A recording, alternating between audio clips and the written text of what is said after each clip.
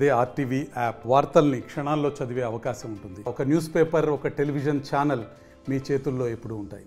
కేంద్ర ప్రభుత్వం ఇచ్చిన హామీల మీద ఏమాత్రం పని చేయడం లేదని చెప్పేసి మాజీ మంత్రి డాక్టర్ సాకేత్ సాయినాథ్ పెద్ద ఎత్తున కేంద్ర ప్రభుత్వం విరుచుకుపడుతున్నటువంటి పరిస్థితి. అయితే మొత్తం మీద అటు కేంద్ర ప్రభుత్వం వచ్చి ఇటు రాష్ట్ర ప్రభుత్వం పరిస్థితులు ఎలా ఉన్నాయి, ముఖ్యంగా రాష్ట్ర ప్రభుత్వ పరిస్థితులు కానీ చెప్పిన హామీల మీద కానీ కేంద్ర ప్రభుత్వం రాష్ట్ర ప్రభుత్వం ఎలా ముందుకు వెళ్తున్నాయి అనే అంశంపై మనతో మాట్లాడడానికి మాజీ మంత్రివర్యులు ఉన్నారు. ఏం చెప్తారు సార్ మొత్తం మీద ఏంటి కేంద్ర ప్రభుత్వం మీద ఇంత పెద్ద ఎత్తున విరుచుకుపడుతున్నటువంటి పరిస్థితి?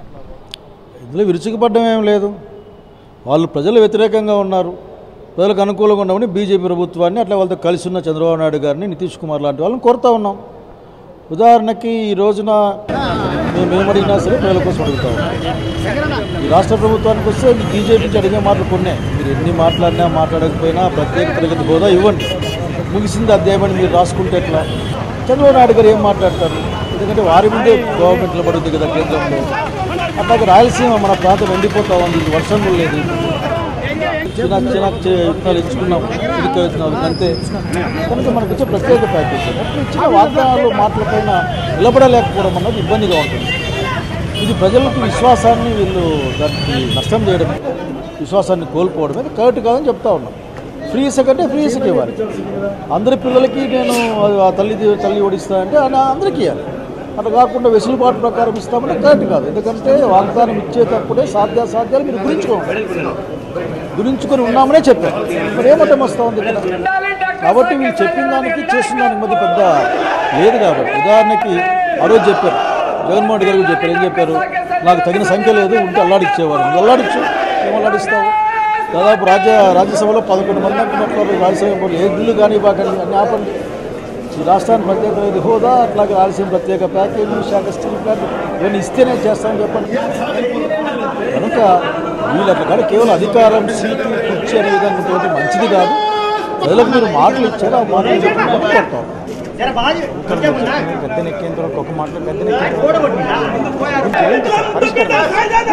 పరిష్కారం ఏం లేదు, వచ్చిన మనలో పెట్టుకునే ఉచిత శుద్ధితో పనిచేయడమే.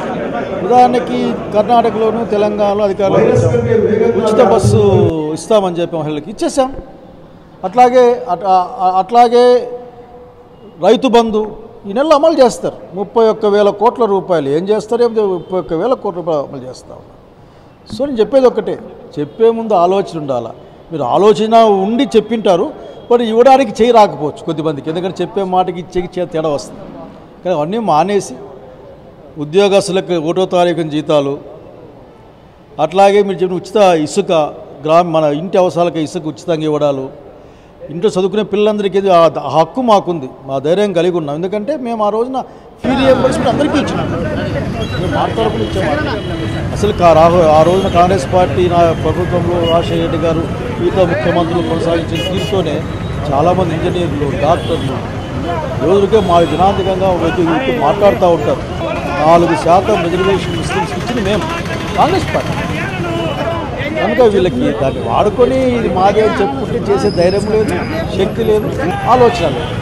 దానికి ఏం లేకుండా ఎన్నికల్లో గెలవడం కోసం మాత్రమే మాట్లాడారు.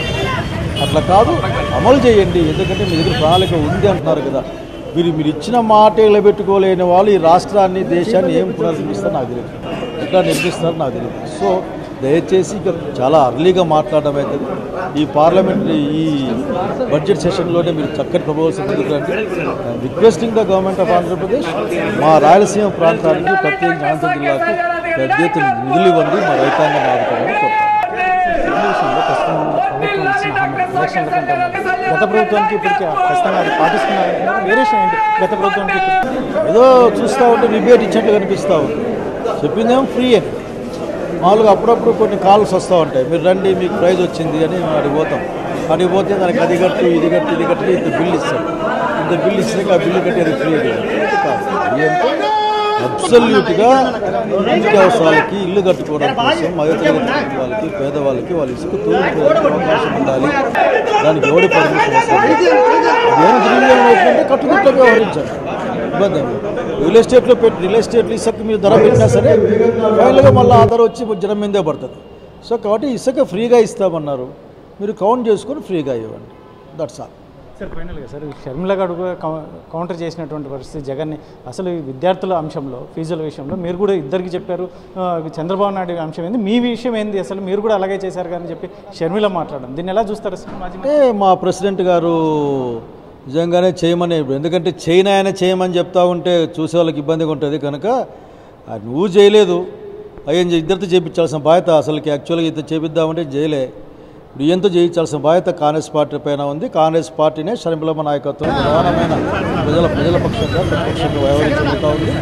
డెఫినెట్గా ఏవైతే సూపర్ 6 అని సినిమాల్లో చూపించారో ఆ సూపర్ 6ని తక్షణం అమలు చేయాలి. అంటే ఎప్పటి నుంచి అమలు చేస్తారో చెప్పాల్సిన అవసరం ఉంది.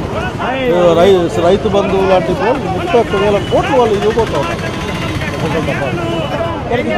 అందుకంటే పెద్ద రాష్ట్రం ఉంటున్నారు కదా, పైగా కేంద్ర ప్రభుత్వంలో ఉన్నారు, డబ్బులు తెచ్చుకోవచ్చు. అసలు వివిధ ప్రభుత్వం ఉంది ఏమైనా ప్రత్యేక తరగతి హోదా తీసుకొని రండి, రాష్ట్ర గౌరవాన్ని కాపాడంటే మీ గౌరవాన్ని కూడా కోల్పోవద్దండి.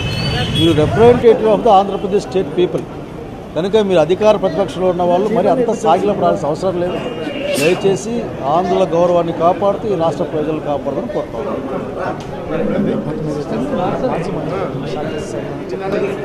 కేంద్ర రాష్ట్ర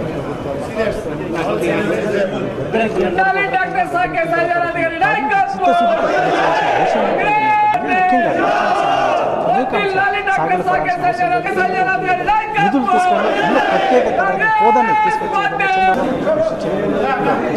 ఇతర అంశాలు